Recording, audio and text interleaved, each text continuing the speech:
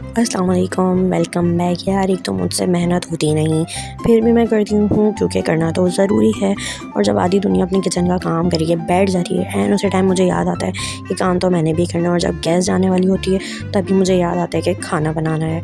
इसीलिए ये मेरी मजबूरी है क्योंकि मैं बहुत आलसी हूँ और अपनी हरकतों से हरगिज़ बाज आने वाली नहीं हूँ।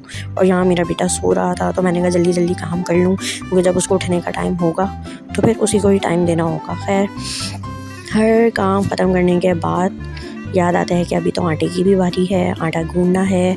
आटा गूँधने के बाद रोटी बनानी है। या रोटियों से भी कुश्तियाँ लड़नी है। अभी तो समझ नहीं आता, रोटियाँ डालने में कोई मसला नहीं है पर रोटियों को मुझसे बहुत मसला है, वो भी बहुत पुराना। कोई ना कोई नक्शा तैयार होकर सामने आ ही जाता है। खैर, यहाँ सारे काम ख़त्म करने के बाद एक ही आवाज़ आती है, वो है अबू बकर की। ये नहीं है कि माँ थोड़ा सा आराम कर ले, लेकिन नहीं, अभी तो मैंने तरीके से रोटियां भी नहीं पूरी डाली थी कि ये आवाज़ आ गई थी रोने की कि अबू बकर उठ चुके हैं। तो यहीं मैं जल्दी जल्दी रोटी डाल रही थी। ये जितनी तेज़ी से मेरे हाथ चलते हुए नज़र आ रहे हैं, इतनी तेज़ी से मेरे हाथ चलते नहीं हैं क्योंकि रोटियां डालने में मुझे बहुत सुस्ती आती है।